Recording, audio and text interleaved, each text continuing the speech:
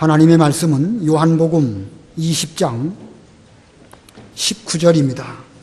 요한복음 20장 19절.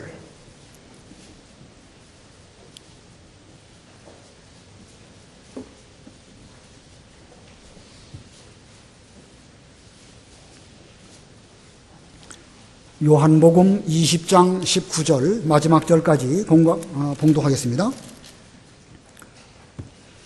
그날 곧 안식 후 첫날 저녁에 제자들은 유대인들을 두려워하여 모인 곳에 문들을 닫고 있었다. 그때에 예수께서 오셔서 가운데 서시며 그들에게 말씀하시기를 너희에게 평강이 있을지어다 라고 하셨다.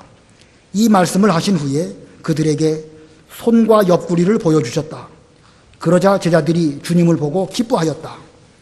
예수께서 다시 그들에게 말씀하시기를 너희에게 평강이 있을지어다. 아버지께서 나를 보내신 것 같이 나도 너희를 보낸다 하셨다. 이 말씀을 하신 후에 그들에게 숨을 내쉬시며 말씀하시기를 성령을 받아라. 너희가 누구의 죄든지 용서하면 그들이 용서함을 받을 것이고 누구의 죄든지 그대로 두면 그대로 남아있을 것이다 라고 하였다. 24절 12 제자 중 하나인 디두모라는 도마는 예수께서 오셨을 때에 그들과 함께 있지 않았다. 그러므로 다른 제자들이 그에게 우리가 주님을 보았다 라고 말하니 그가 그들에게 말하기를 내가 주님의 손에 있는 못자국을 보고 내 손가락을 못자국에 넣어보며 내 손을 주님의 옆구리에 넣어보지 않고서는 믿지 않겠다고 하였다. 8일 후에 제자들이 다시 집 안에 있었고 도마도 함께 있었으며 문들이 닫혔는데 예수께서 오셔서 가운데 서시며 말씀하시기를 너희에게 평강이 있을지어다 라고 하셨다. 그때 예수께서 도마에게 말씀하시기를 내 손가락을 이리 내밀어 내 손을 보아라. 또한 내 손을 내밀어 내 옆구리에 넣어보아라. 그리고 믿음 없는 자가 되지 말고 믿는 자가 되어라 하시니 도마가 예수께 대답하기를 나의 주님, 나의 하나님 하고 말하였다. 예수께서 그에게 말씀하시기를 너는 나를 보았으므로 믿느냐? 보지 않고도 믿는 자들은 복되다 라고 하셨다. 예수께서는 이 책에 기록되지 않은 다른 많은 표적들도 제자들 앞에서 행하셨다. 오직 이것들을 기록하는 것은 너희들이 예수께서 그리스도이시며 하나님의 아들이심을 믿게 하려는 것이고 또 너희로 믿고 그분의 이름을 힘입어 생명을 얻게 하려는 것이다. 거기까지 봉독하겠습니다. 오늘 본문 19절을 보면 그날 곧 안식 후 첫날 저녁에 오늘날로 말하면 주일입니다. 즉 신약의 안식일이고 26절도 보면 8일 후는 또 6월절 이후에 8일이기 때문에 역시 주일입니다. 일요일입니다. 이렇게 주일에 대해서 두 번 본문에서 말씀하고 있기 때문에 오늘 제목은 신약의 안식일, 즉 일요일 주일을 나타내는 표현입니다. 이것이 오늘 제목입니다. 신약의 안식일. 우리가 이 구약과 신약을 시간적으로 구별할 때에 예수님의 탄생을 기준으로 정합니다. 예수님 탄생하시기 이전은 일반적으로 구약이라고 말하고 예수님 탄생 이후를 우리는 일반적으로 신약 시대로 성경책에서 그렇게 구별하고 있습니다. 그런데 하나님의 계명의 관점에서 본다고 하면 신약과 구약은 예수님의 십자가와 부활로 이 신구약의 진정한 분기점이 되는 것이 아닐까 생각할 수가 있습니다. 신약과 구약, 계명의 관점으로 본다고 하면 예수님의 십자가, 예수님의 부활 이것으로 구별할 수 있다. 자, 무슨 뜻인가? 예수님의 십자가, 우리 인간의 힘으로는 구약의 여러 율법 계명들 하나도 온전히 지킬 수가 없습니다. 자, 모든 계명, 모든 율법 하나도 제대로 지킬 수 없는데 하나님이신 예수님께서 대신 찾아와 오셔서 그 율법을 다 지켜주셨고 그 율법의 형벌을 우리가 받아야 되는데 그 모든 형벌을 예수님께서 십자가에서 다 당하셨습니다. 십자가 위에서 주님께서는 다 이루었다 이렇게 말씀하셨죠. 다 이루었다. 이것으로 말미암아 구약의 모든 계명을 다 이루셨고 구약은 끝이 나게 되었고, 그리고 주께서 십자가를 지신 그 다음 날 우리 주님께서는 이제 육체는 무덤에서 안식을 누리셨고 영혼은 하나님의 나라에 들어가셔서 안식을 누리셨습니다. 이것이 구약의 끝입니다. 계명적으로 볼 때에. 자, 그러면 예수님의 부활은 또 무슨 뜻일까? 예수님의 부활. 예수님께서 우리를 대신하여 그 모든 계명을 다 지키시고 형벌을 다 당하신 거, 대행과 대형에 대하여 하나님께서 의롭다라고 인정하셨습니다. 예수님의 십자가, 그것은 하나님을 충분히 만족하여 드렸기 때문에 하나님께서는 의롭다고 인정하시고, 의롭다고 인정하신 결과 우리 예수님은 부활하셨습니다. 합격하신 것이죠. 하나님의 기준에. 그래서 예수님의 부활, 예수님의 부활은 신약 시대의 의미적으로 볼 때 계명적으로 시작입니다. 여러분 잘 이해가 되십니까? 잘 어렵습니까? 자, 다시 한번 정리하면 예수님의 십자가까지는 구약적으로 볼 수가 있고, 그 십자가까지는 모든 율법을 다 지키셨습니다. 그래서 예수님의 십자가는 율법의 마침이라 이렇게 표현하고 있습니다. 또 예수님의 부활 이후부터는 신약적인 시대가 시작이 되어지는데, 복음으로 말미암아 믿음으로 구원받는, 물론 그 이전도 믿음으로 구원받지만 이제 본격적으로 복음이 전파되어지는 이런 새로운 시대가 된 것입니다. 자, 이렇게 구약과 신약, 이 어떤 그 예수님의 십자가와 부활로 우리가 구별해서 볼 수가 있는데, 이 구약과 신약은 이 안식일 요일도 달라집니다.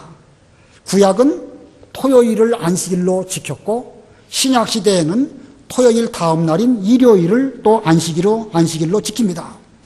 자, 이 안식일, 일주일 7날 가운데 아무 날을 정해놓고 이렇게 지키는 것이 아니고, 이제 구약 시대의 마지막 날 안식일을 지키는 것, 신약 시대의 7날 가운데 첫 번째 날을 또 안식일로 지키는 것에는 아주 중요한 의미가 담겨져 있습니다. 구약의 안식일, 신약의 안식일, 각각은 어떠한 의미가 있을까? 먼저 좀 서론적으로 살펴보려고 합니다. 먼저 구약의 안식일은 토요일인데 그날은 어떤 의미가 있을까? 4가지를 말씀드린다고 하면 그 중에 첫 번째는요, 하나님의 창조의 규례에 의해서 우리는 이 토요 안식일을 구약의 안식일로 지켰습니다. 창세기 2장 1절 2절 보면 하나님께서 여세 동안 천지 만물을 창조하시고 7째 날 거룩하게 하시고 그날을 복 주시는 날로 하나님께서 택하시고 하나님께서 먼저 안식에 들어가셨습니다. 그렇기 때문에 이 구약의 토요 안식일은 하나님의 창조의 규례입니다. 세상 만물을 지은 그 시점부터 하나님께서 먼저 지키신 그런 그 규례의 날입니다. 그리고 두 번째는 7째 날이지요. 일주일이 7일간 있는데 그 7째 날, 마지막 날, 그날 우리는 안식일로 삼아서 지킵니다. 그 다음에 세 번째는 모든 계명을 다 지킴으로 안식을 얻는 의미가 있습니다. 모든 계명을 다 지킴으로 마지막에 가서 안식을 얻는다. 그래서 10계명의 제4계명을 보면 엿새 동안 힘써 일하고 제7일은 거룩한 날이기 때문에 일하지 말고 거룩하게 지켜라. 자, 우리 그 마지막 7째 날 거룩한 안식일로 잘 지키기 위해서는 엿새 동안 우리는 계명도 지키고 힘써 일하고 본분을 잘 감당하다가 그리고 마지막 날 7째 날 가가지고 안식일을 지켜야 그 안식일을 똑바로 지키는 것입니다. 그런 의미로 볼 때에 모든 계명을 먼저 잘 지킬 때에 그 다음에 우리는 마지막에 가서 안식을 주시는 그런 의미가 있습니다. 그리고 네 번째로는 이 구약의 안식일은 율법의 표징입니다. 출애굽기 31장에 보면 하나님께서 모세를 시내산에 올라오게 하시고 여러 율법들을 많이 주십니다. 십계명을 비롯해서 여러 율법들을 쭉 주시고 모세가 이제 내려가기 직전 마지막에 이르러서 이 안식일을 지켜라. 이것은 표징이다. 이 안식일을 지키지 않는 자는 하나님의 백성 가운데 끊겨질 것이다. 이 안식일을 지키는 것은 영원한 규례다. 표징이다. 이렇게 말씀하십니다. 자, 구약시대에 이스라엘 백성들이 지켜야 할 여러 가지 계명과 율법들이 있지만 그 계명들을 온전히 다 지키기는 쉽지가 않지요. 그 가운데서 가장 으뜸으로, 표징으로 지켜야 될 것은 바로 이 토요일 안식일을 잘 지키라고 표징으로 말씀하셨습니다. 표징이라는 게 무슨 뜻인지 아시겠죠? 넷대루, 젊은 사람들은 라벨, 상표와 같은 것입니다. 이 사람이 이스라엘 백성이냐 아니냐, 토요 안식일을 지키면 이 사람은 예수 믿는 하나님의 백성이라고 하는 그 상표가 있는 사람이구나, 표징을 갖고 있는 사람입니다. 만약에 안식일 지키지 않은 사람, 그 사람은 표징이 없는 사람이기 때문에 혈통적으로 혹시 이스라엘 백성이라 할지라도 그 안식일을 지키지 않으면 그 사람은 하나님의 백성 가운데서 끊겨질 것이라고 말씀하였습니다. 이렇게 구약의 안식일은 4가지 의미를 가지고 있습니다. 첫 번째는 하나님의 창조의 규례고, 두 번째는 7개 날이고, 세 번째는 모든 계명을 다 지킴으로 마지막에 가서 안식을 얻는 것이다. 그 다음에 네 번째로는 율법의 표징이다. 자, 그렇다고 하면 이 구약의 안식일에 대비해서 신약의 안식일은 어떤 의미가 있을까? 신약의 안식일 첫 번째는요, 예수님의 새 창조의 규례입니다. 예수님으로 말미암아 이 신약 안식일, 일요 안식일인 주일을 지키게 되었고, 이것은 이 죄로 말미암아 하나님 앞에서 죽었던 영혼이 새롭게 창조된 것이고, 새 창조된 우리 성도들이 이 신약 시대에 이 주일 안식일을 지키도록 하셨습니다. 그런 면으로 볼 때 이 주일을 지키는 것은 예수님의 새 창조의 규례대로 지키는 것입니다. 그 다음에 두 번째로는요, 몇째 날 지키는 것이죠? 첫째 날 지키는 것입니다. 일, 월, 화, 수, 목, 금, 토. 첫 번째 날이죠. 첫 번째 날 우리는 이 주일을 지키는 것이고, 세 번째로는요, 이 은혜로 주신 안식을 먼저 누리고 그 안식으로 또 한 주간을 우리는 기쁨으로, 감사함으로 여러 가지 계명들을 지키는 것입니다. 아까 구약의 안식이라고는 개념이 달라요. 구약의 안식일은 여세 동안 힘써서 믿음을 지키고 계명을 지키다가, 그리고 하나님 앞에 가가지고 그 토요 안식일을 잘 지켜야 합격이다 하는 말씀을 듣지만, 이 신약의 안식일인 이 일요 안식일은 먼저 첫째 날 하나님 아버지 앞에 은혜를 받고 힘을 얻어가지고 이제 나머지 여세 동안 나아가서 감사함으로 기쁨으로 계명을 잘 지키는 이런 개념으로 우리는 이 주일을 지키는 것입니다. 그리고 네 번째로는 이 신약의 안식일은 복음의 표징입니다. 이 구약 시대의 토요 안식일은 율법의 표징이라고 한다면, 신약 시대의 주일은요, 바로 이 복음의 표징입니다. 여기 여러분들이 다 이렇게 나오셔서 예배를 드리시는데, 이 주일날 안 지키는 사람이라고 하면 그가 아무리 선한 일을 많이 하고 또 다른 계명을 아무리 잘 지킨다고 할지라도 그 사람 기독교인으로 보기가 어렵습니다. 이 주일 안식일을 잘 지켜야 이 사람은 예수 믿는 사람이구나, 우리가 이렇게 나타나게 되는 것입니다. 다른 면으로 좀 부족할지라도, 도덕적으로나 인격적으로는 부족해도 주일이면 교회 갈 줄로 알고 주일날 가서 부족하지만 은혜를 받고 오고, 그걸 보면 이 사람은 기독교인이구나 알 수 있는 것입니다. 바로 그것이 표징이기 때문에 그렇습니다. 자, 그러면 이렇게 구약의 안식일, 신약의 안식일 이렇게 말씀을 설명드리는데, 이 서로는 어떤 관계일까? 구약의 안식일은 구약의 안식일대로 별도고, 신약의 안식일은 신약의 안식일대로 별도인가? 아까 예수님의 십자가와 부활로 말미암아 계명적으로 볼 때 구약과 신약이 나누어진다고 말씀드렸죠. 마치 그와 같습니다. 이 구약의 안식일과 신약의 안식일은 예수님의 십자가와 부활의 관계와 같습니다. 십자가와 부활, 이거 떼어놓을 수가 있나요, 없나요? 떼어놓을 수 없습니다. 십자가가 있었기 때문에 부활이 있는 것입니다. 우리는 부활의 기쁨에 참여했기 때문에 그 부활의 은혜 가운데에서 우리도 내 몫에 태인 십자가를 지고 믿음을 잘 지키고 나아가는 것입니다.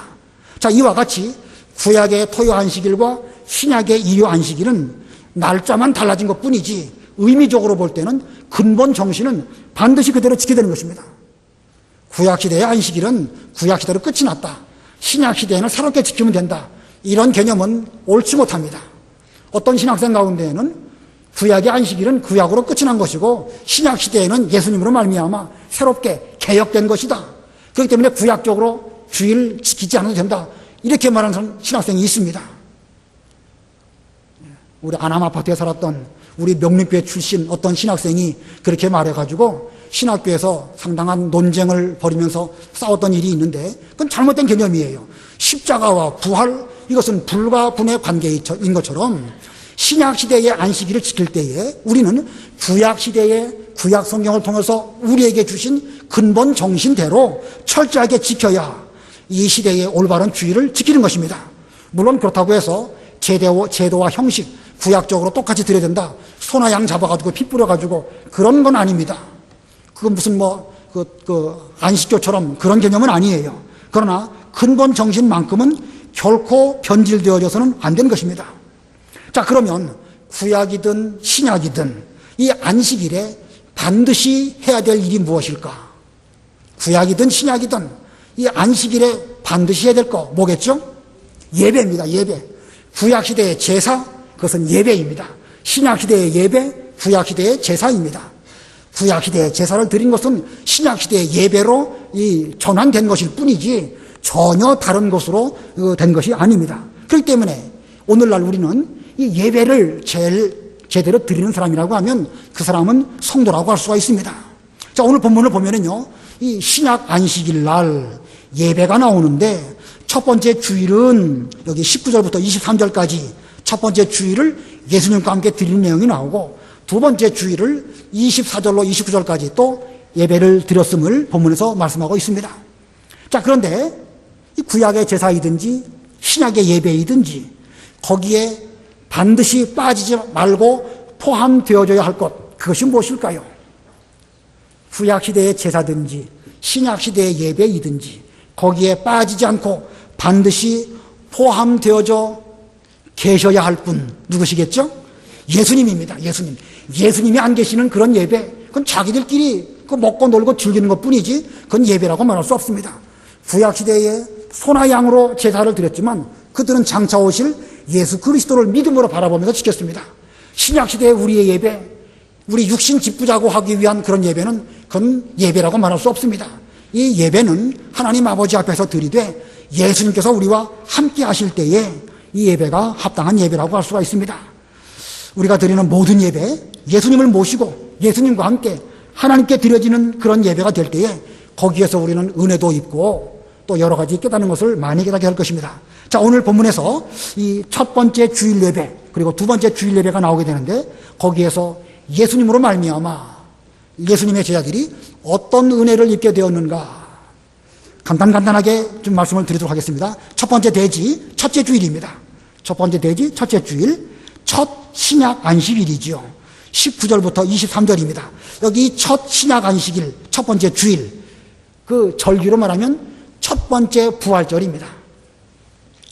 자, 이 예수님께서 이 자신의 부활하신 그 소식을 막달라 마리아에게 제일 먼저 나타내 주시고 내 형제들에게 가서 예수님의 부활의 기쁜 소식을 전하여라 이렇게 말씀하셨습니다.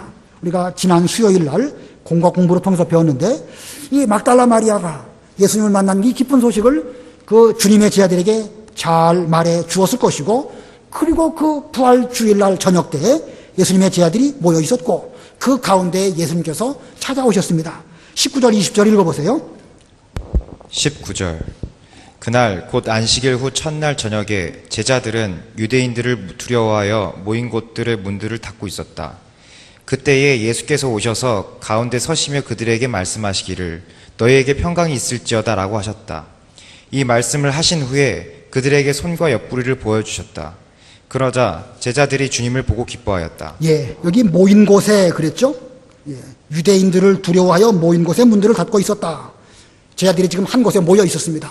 마치 여러분들이 오늘 예배를 드리기 위해서 여기에 모이신 것처럼 예수님의 제자들도 막달라 마리아가 전해준 그 말을 분명히 들었을 것입니다.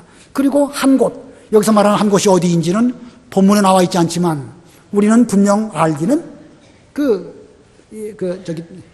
요한의 어머니인 마리아 그 다락방 거기에 모여 있었을 것입니다. 그런데 그곳에 주님께서 부활하신 예수님께서 찾아오셨습니다. 자, 첫 번째 주일 예배가 이루어진 것이죠. 자, 이 첫 번째 주일 예배 때에 그 제자들이 은혜를 받았을까요? 안 받았을까요? 예배 시간에 은혜를 받아야 정상인데 이 제자들이 모였을 때에 은혜를 받았을까? 안 받았을까? 자, 첫 번째 주일 예배를 통해서 베풀어 주신 은혜가 무엇인가? 본문에서 세 가지를 찾아볼 수 있겠습니다. 첫 번째는요, 평강과 기쁨입니다. 첫 번째 주일 그들이 모여 있을 때에 주님께서 그들 가운데 찾아오셨습니다. 그리고 그들은 그 첫 예배를 통해 가지고 평강과 기쁨을 얻었습니다. 20장 19절 20절 다시 한번 읽어보세요. 19절 그날 곧 안식일 후 첫날 저녁에 제자들은 유대인들을 두려워하여 모인 곳에 문들을 닫고 있었다. 그때 예수께서 오셔서 가운데 서시며 그들에게 말씀하시기를 너희에게 평강이 있을지어다 라고 하셨다. 이 말씀을 하신 후에 그들에게 손과 옆구리를 보여주셨다. 그러자 제자들이 주님을 보고 기뻐하였다. 지금 제자들 마음속에는요, 주일날 예배를 드리러 오긴 왔지만 평강이 없습니다.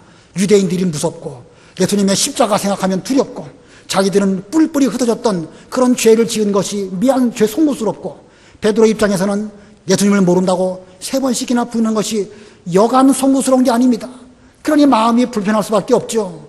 그런데 불편한 그들에게 주께서 찾아오셔가지고 너희에게 평강이 있을지어다 말씀하시고 손과 옆구리를 보여주실 때에 그들에게 큰 기쁨이 임하였습니다.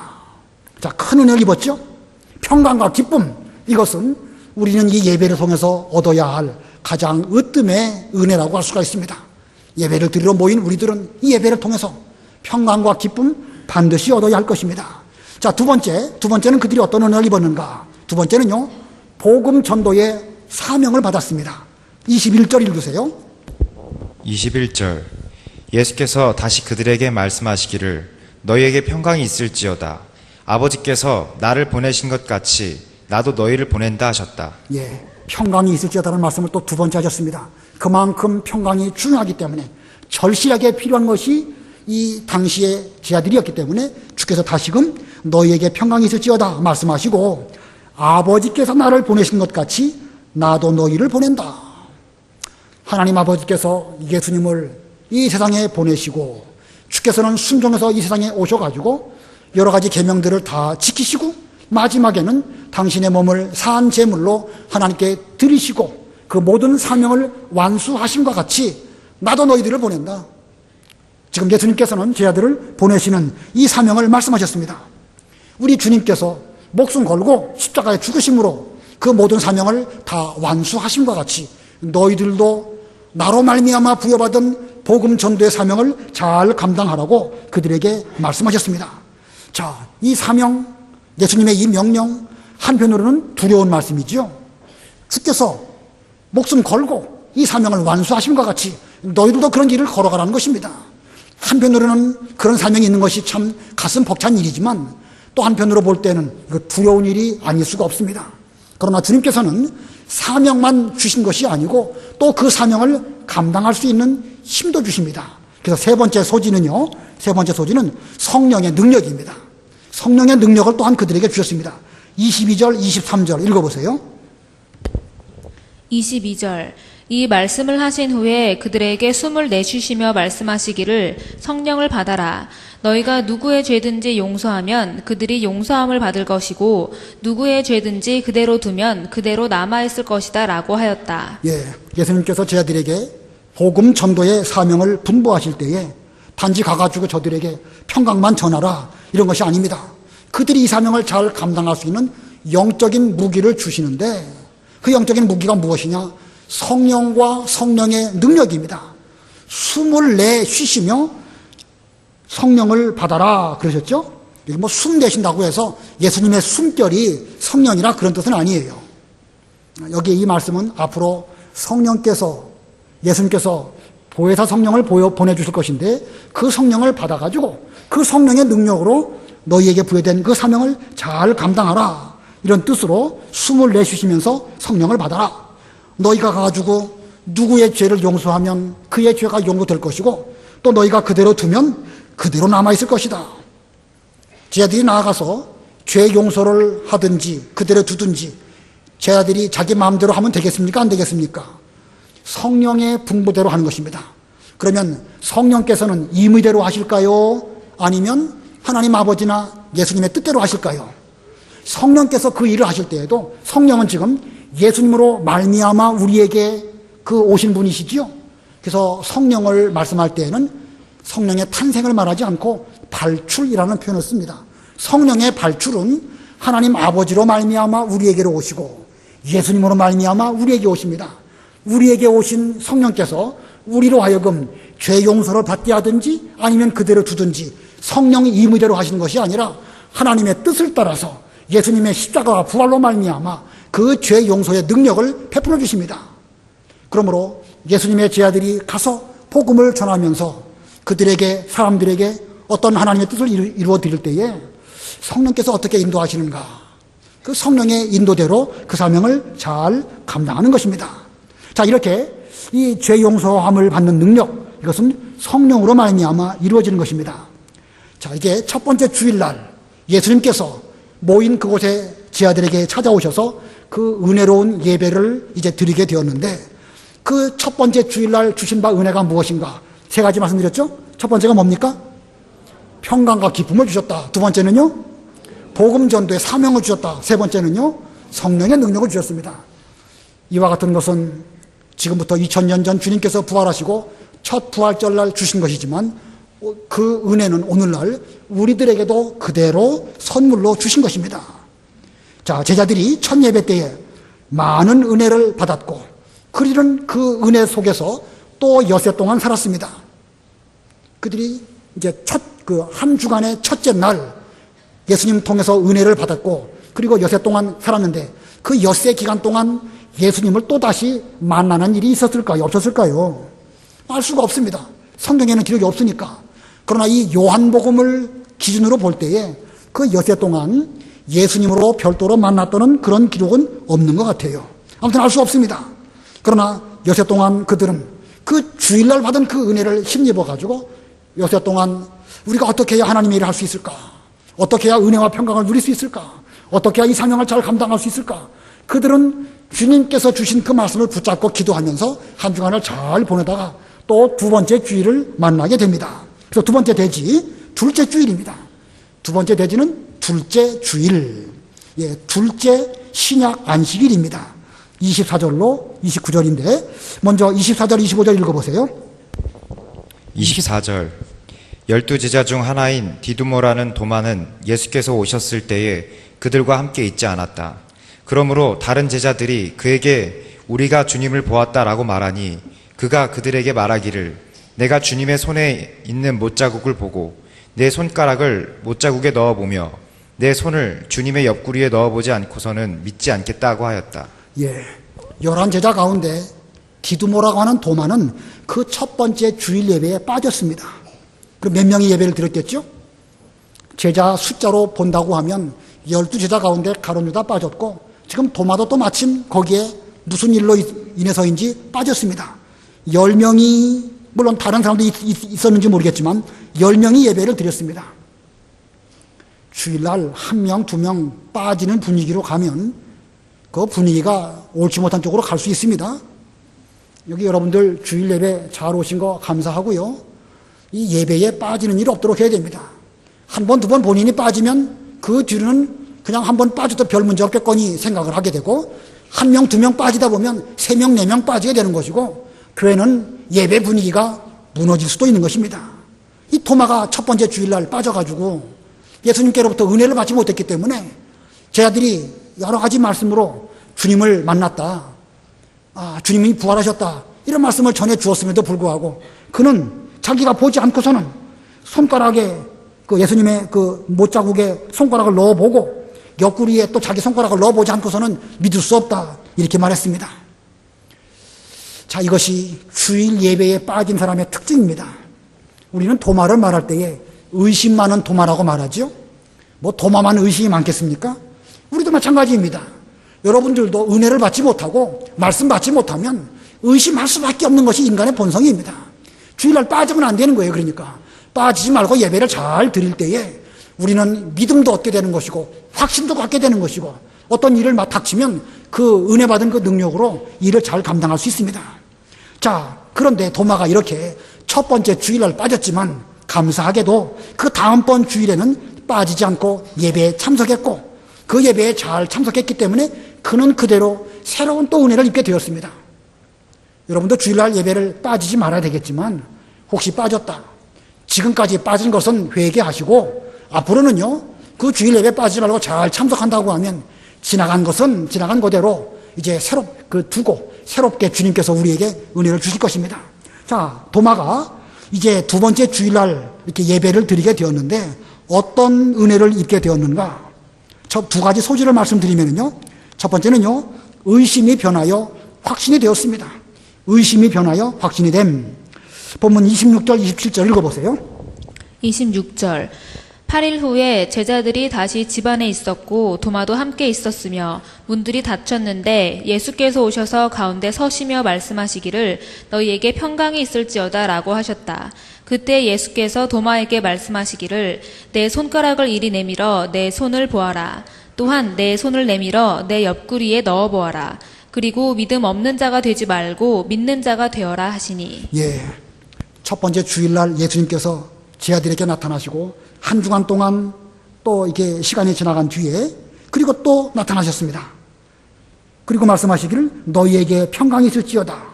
여기 8일 후에 그랬죠. 8일. 여기서 말하는 8일은 유월절 이후의 8일. 그러므로 유월절 이후의 8일이기 때문에 요일로 말하면 역시 일요일, 주일입니다. 그날 제 아들이 한 곳에 모여 있었고 역시 마가 다락방일 것으로 여겨지고 거기에 주님께서 다시 찾아오셔서 너희에게 평강이 있을지어다. 그러고 보면 예배 때마다 주님을 제대로 모신다고 하면 반드시 그 예배는 평강과 은혜와 기쁨을 얻는 그런 예배일 것입니다. 자, 너희에게 평강이 있을지어다 라고 말씀하시고 또 주님께서 도마에게 말씀하십니다. 내 손가락을 이리 내서 내 못자국을 좀 만져보아라. 내 손가락을 이리 내서 내 옆구리를 만져보아라. 그리고 믿음 없는 자가 되지 말고 믿는 자가 되어라. 지금 이거 보면 예수님께서는 첫 번째 주일 예배 때에 도마가 빠진 거 알고 계십니까? 모르고 계십니까?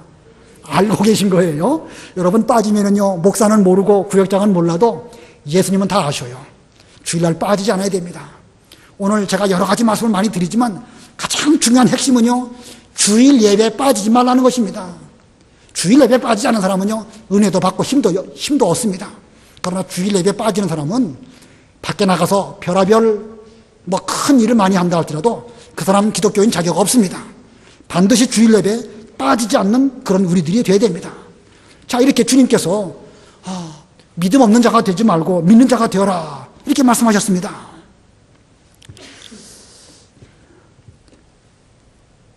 이때까지 도마의 마음속에는 아마 그 평강이 없지 않았을까 생각이 듭니다. 다른 제자들이 주님을 만났다 이런저런 말을 할 때 주님이 과연 오셨을까, 살아나셨을까 걱정도 되고 그러다가 주님을 만나는 그 순간 주님 말씀 통해 가지고 너희에게 평강이 있을지어다 라고 말씀하실 때 도마의 마음속에도 평강이 쑥 들어왔습니다. 그리고 내 손가락을 내 못자국과 옆구리에 넣어서 확인해 보고 믿는 자가 되어라 말씀하셨을 때에 그는 즉시 자기의 그 신앙을 고백하고 믿는 자가 되었습니다. 도마가 실제로 자기 손가락을 넣어보고 믿었을까요? 안 넣어보고 믿었을까요? 알 수는 없지요. 그러나 도마는 고백을 했습니다. 28절 도마가 예수께 대답하기를 나의 주님, 나의 하나님 하고 말하였다. 나의 주님, 나의 하나님. 자, 이 도마의 이 신앙 고백, 이건 대단한 신앙 고백입니다. 성경에 예수님에 대한 신앙 고백이 몇 개가 나옵니다. 베드로는 주님은 그리스도시요 살아계신 하나님의 아들이십니다 이렇게 고백을 했죠. 베드로가 깨달은 진리는요, 예수님은 자기의 주님이시고 살아계신 하나님의 아들로 깨달았습니다. 요한복음 1장에 보면 그 나다나엘이 또 신앙 고백을 하는데 당신은 하나님의 아들이시며 이스라엘의 왕이십니다 그렇게 고백을 합니다. 예수님은 하나님의 아들이시고 이스라엘의 왕 임금이시다 이렇게 고백을 했습니다. 베드로의 신앙 고백, 나다나엘의 신앙 고백 위대합니다.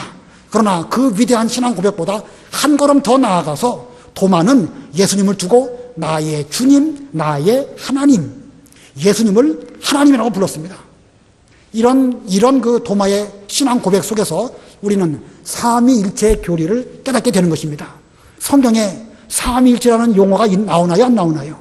성경에는 안 나와요. 그러나 교리적으로 볼 때에 하나님 아버지, 성자 예수님, 성령 하나님은 권세와 능력이 동등이시다라는 것은 이 도마의 이런 신앙 고백을 볼 때에 그렇구나라고 깨닫게 되는 것이고, 도마는 지금 이 두 번째 주일 예배 예수님을 만남으로 말미암아 이런 신앙 고백을 하는 이런 은혜를 입게 된 것입니다.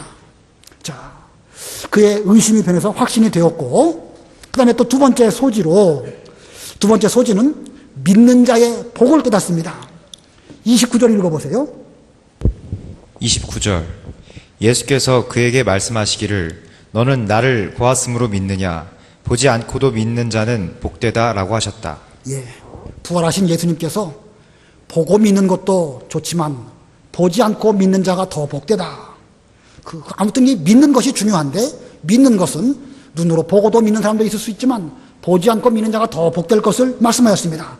그러면서 성경에 기록된 이유를 또 요한복음은 말씀하고 있습니다. 30절 31절 읽어보세요. 30절. 예수께서는 이 책에 기록되지 않은 다른 많은 표적들도 제자들 앞에서 행하셨다. 오직 이것들을 기록하는 것은 너희들이 예수께서 그리스도이시며 하나님의 아들이심을 믿게 하려는 것이요, 또 너희로 믿고 그분의 이름을 힘입어 생명을 얻게 하려는 것이다. 예, 여기 이 30절 31절은 요한복음에 대한 그런 그 표현이지만 이 의미를 성경 전체로 놓고 확대해 볼 때에 이 성경책을 우리에게 주신 이유가 무엇인가?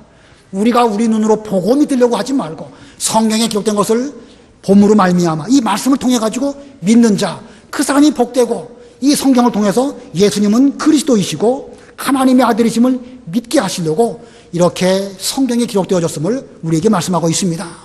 그러므로 우리는 오늘날 눈으로 확인하고 손가락으로 넣어보고 그 믿는 이런 자가 되지 말고 이 말씀을 보면서 예수님을 구주로 믿고 예수님을 하나님으로 제대로 믿는 이런 믿음의 은혜를 받는 그런 우리가 되어야 되겠습니다. 도마가 이 뒤에 어떤 신앙생활을 했는가? 여러분 잘 아시는 것처럼 도마는 나중에 어디까지 가서 복음을 전했죠? 어디까지 가서? 인도. 지금도 인도에 가면 도마 교회가 있답니다. 그 외경 가운데에는 도마 복음이라는 또 그런 글도 있어요. 그건 뭐 성경 정경은 아닙니다. 근데 그런 내용들을 보면 도마가 어떤 과정으로 인도까지 갔는지 등등의 이야기들이 있는 모양이에요. 아무튼 뭐 그것이 사실이든지 아니든지 우리는 그것도 역시 참고할 만한 그런 자료로 믿습니다. 아무튼 지금도 인도에 가면 도마 교회가 있고 인도의 어느 지역에 가면은요, 그 기독교인 숫자가 그 주민들의 98%가 되는 그런 지역도 있어요. 대단하지요?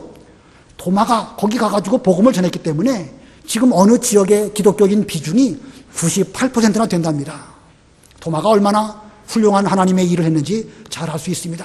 은혜를 받으면 이렇게 감당치 못할 시험이 없습니다. 우리 모두들도 주일마다 예배를 잘 들으심으로 기독교인의 표징을 갖는 여러분들이 되시기를 바라고, 주일날 은혜 받은 이것을 가지고 우리도 나아가서 복음을 전하고 도마와 같이 하나님의 일을 잘 감당하는 우리 모두가 다 되어야 되겠습니다. 기도하겠습니다.